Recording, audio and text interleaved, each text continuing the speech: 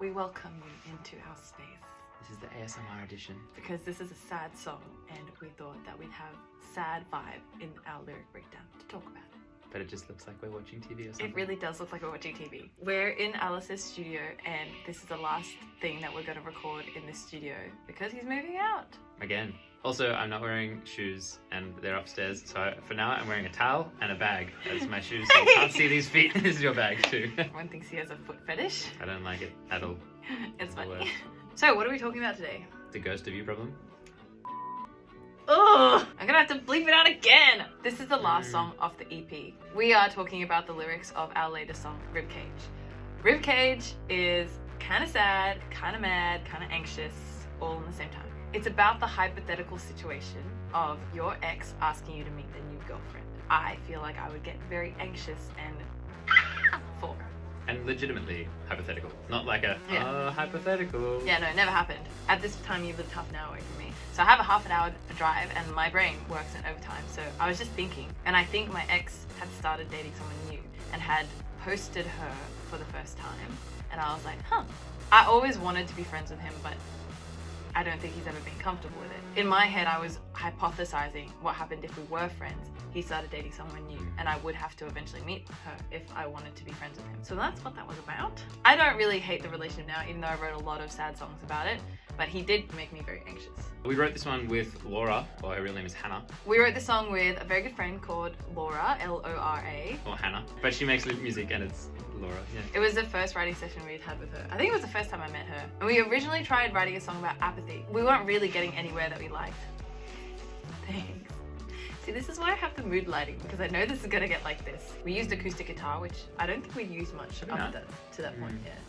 You'd pretty much built the whole song and then we were kind of really stuck on a few sections. I think we came up with the verse and the pre-chorus really quickly, and then the chorus we just I had no idea. The last line of the chorus we actually didn't get until way later. We sort of had just no line there. It was just noise and like people talking into the sounds, and then way later we were like, should we add I don't want to meet your girlfriend? Because that's kind of what it was about, but we were just like alluding to it the whole time. And we weren't even sure about it. We were like, maybe it's not so good. But then we showed Ross James and he was like, it stands out.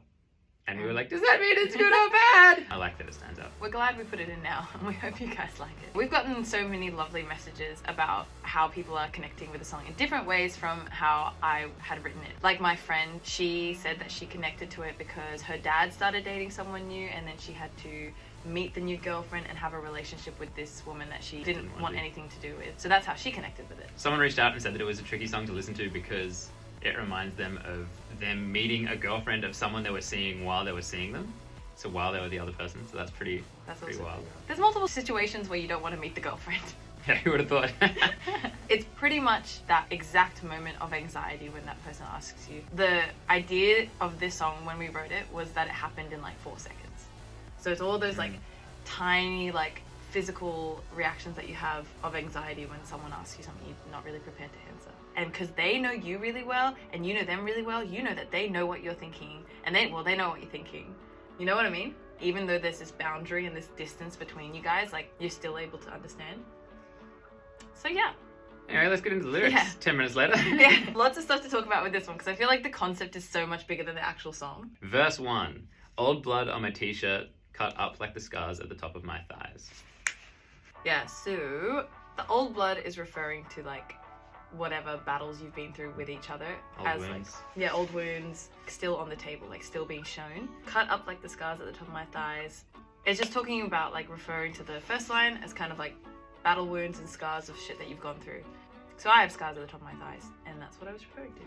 Say you want me to meet her. Oh, I. So this is the moment where they're asking you if you want to meet their new girlfriend. And you're like sort of out of words. You're like, yeah. I. Stuttering, like not sure what to say. Feel my tummy turning. Am I going to throw up if I say I'll try? When I feel anxiety, I feel like throwing up, which I think is a common feeling of anxiety, especially when I'm confronted with anything. I feel like throwing up. Fair. Not that I ever would, but yeah. Yeah, interesting. I don't know. Is it worth it? Oh, I. That's questioning whether or not you actually want to continue that relationship of like friends or whatever, like whoever this person is, and have to try to meet the girlfriend. Like this is where you're questioning it. Start with the I. Okay. I.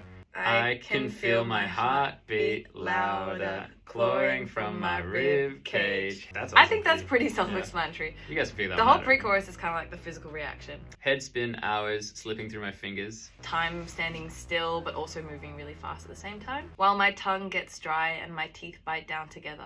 Frozen stuck in the same damn chains! I think the pre-chorus is pretty self-explanatory. It's all that anxiety feeling, but frozen stuck in the same damn chains, they still have that power over you to make you that anxious. I can't take it. I can't think of what to say. Push my bullet wounds until I start to break. That's pretty obvious, hey? Pretty self-explanatory. Like poking the wounds. Yeah, you're not super over it, so they're like opening up old wounds by asking you that question, knowing that you're not ready. Even if they do think you're ready or whatever. Kind of reopen some wounds. Yeah, like, for sure. Especially with my ex, there were a lot of trust issues, so if that happened, all that old jealousy would flare up again, even though I'm not with him anymore. Hazel colours see through me like cellophane. He's talking about the eyes, right? Yeah, my ex had hazel eyes. Cutie little brown eyes. Cute, sweet little hazel. So his eyes were hazel, and I wanted to put that in there because I was like, ah, ah, ah.